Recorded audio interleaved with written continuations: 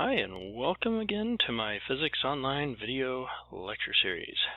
Today's video, we're going to be talking about electric potential. Now, in a previous video, which you should have watched before watching this one, if you're going through the sequence in the right order, I talked about the work that was done by a uniform electric field, and in principle, we could figure out what the work is by non-uniform fields as well, although this being meant as a video for algebra-based physics students, you typically end up having to use calculus if you want to actually solve for work being done by a non-uniform field. Nevertheless, I can actually write down what the results would be. But before I do that, I actually kind of want to do it in terms of a new concept, which is electric potential. Now, in one of the previous videos, we talked about and introduced things such as the electric field. So electric field, which we represented by an E or E vector, and this was defined in such a way that we were finding the force per unit charge at a given, at the set of all points in space. So E was F over Q, and E has values that may change depending upon where in space you are. So today's new concept is electric potential. And electric potential we represent with a V. It's a capital V. Unlike the electric field, which is a vector, the electric potential is actually just a scalar. Some of you should be happy with that news. The way that we define the electric potential is that it is the electric potential energy per unit charge. So it's defined in a very similar way to how the electric field was defined up here. You'll recall from Physics 1, we care more about changes in potential energy, delta U, than the actual value of the potential energy at a given point, in part because that potential energy is usually defined relative to some point, an equilibrium point or ground or something like that. And the same is actually true with electrical potential energy.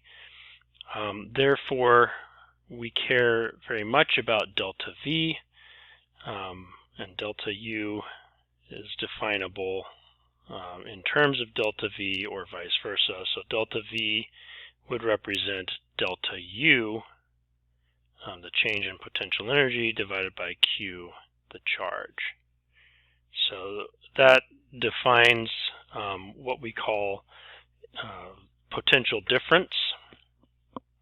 So this term is variously called potential difference, or the other common name for it is voltage drop. Now, why is it called that? Because the units for electric potential are volts. So the unit of electric potential is also represented by a V. So this is volts. So therefore, sometimes electric potential is called voltage. So now I've kind of defined what a voltage difference is, or a potential difference, or a voltage drop. The next step is to maybe determine a voltage or a potential or what have you for different types of charge. The simplest to determine is uniform electric field. So uniform E field. The change in potential, delta V, for a uniform electric field would be given by would be given by E dotted with the displacement vector. It's actually the negative of that for what it's worth. So this would be equivalent to, for example, negative E sub x delta x, or if you prefer working in y's, or if you have a two-dimensional system, E sub y delta y. So it's the negative of this sum. You could also look at it as being delta V is equal to E times total distance times cosine of the angle between the electric field line locally, maybe that's E is this way, and the displacement vector D. So here is our angle theta.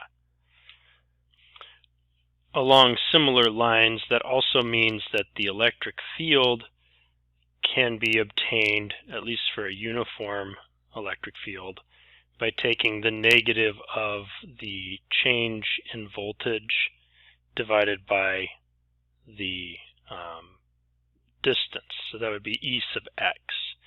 And for what it's worth, this also implies that the electric field units, so unit for E field magnitude, this unit, which we previously said newtons per coulomb, can also be expressed as volts per meter. So newtons per coulomb or volts per meter. That also changes some other units, like, for example, the unit of flux could be expressed, instead of newtons per coulomb times meters squared, we could just express it as a volt times meter. So flux phi sub E now has units of volt dot meter instead of newtons per coulomb times meters squared. So that's a little bit about some units that we can now use, some of which are more convenient than the old units. What about some specific charge configurations? So suppose I have a point charge right here. Maybe it's a positive point charge. It has a total value of plus q. And I want to know what's the potential difference between two locations. Let's say that this is distance A away, and maybe this is distance B away. Well, it turns out that our change in potential in this case can simply be found by using the Coulomb's law. So you can find it coulombically. We might call this VAB or VBA, depending upon your convention of naming things and how you want to move from one to another. It's the voltage drop between points A and B. And it's basically going to be equal to the Coulomb's constant times Q, the charge value, times the difference in distances. So the first distance we have is an A, the second distance is a B. And so if you were to put your positive lead here and your negative lead here, you'd get a reading, for your voltmeter, you'd get a reading that is equal to this quantity. As a general rule, the voltage at any point is just given by Kc times Q over R, where R is the distance between the point and the source. And reminder, we're using Coulomb's constant here. That's 8.99 roughly times 10 to the 9 Newton meters squared per Coulomb squared. Okay, this is potential and potential difference due to a point charge. Now, it's not a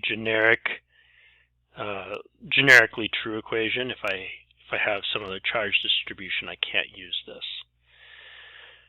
Question number 2, what if I have 2-point charges? Okay, so for 1-point charge, let's say I have plus Q right here. I'm trying to find the potential at this point, which is some distance R away.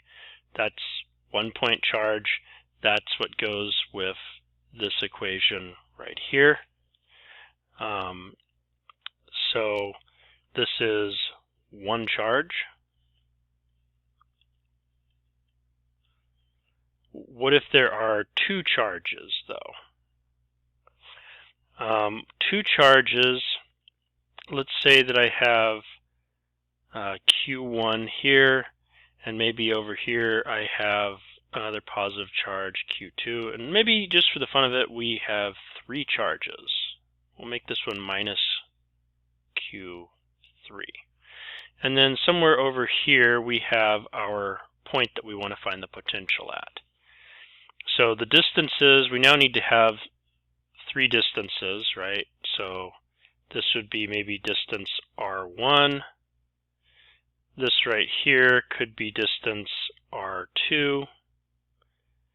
And then this distance right here would be distance R3.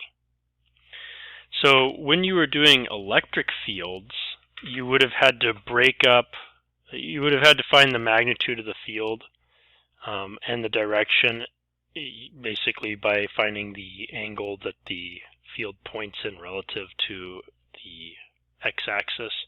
You'd have to break everything up into x and y components. You'd have to add all the x components together. You'd have to add all the y components together. And then you'd have to put Humpty Dumpty back together again by converting back to polar. Well, the good news is that with scalars such as potential, we can simply write V is equal to the direct sum of all these. So we have Kc Q1 divided by R1 plus Kc Q2 divided by R2 plus Kc Q3 divided by R3. Much easier than what we had to do with electric fields. A comment about this, by the way, both of these equations, the general understanding is that V equals 0 for R equals infinity, or if you prefer, V approaches 0 as R approaches infinity. So that's the general convention if you're trying to find a voltage drop or how much work is done to bring this particle here. And that's true down here as well. It's true if I have 50 of these, etc. There are, of course, other charge distributions, like a line of charge or a charged sphere or a plane of charge. And essentially, the plane of charge, you kind of have a uniform field, and so you can default to what we did up here with the uniform field. So this would be like plane of charge for our source. But for these other ones, you kind of you have to use calculus to derive them, but I can give you kind of the basic results. And so here I've got the description of the charge that's creating the potential along with distances, and then over here we have the equations. So that's it for today's video.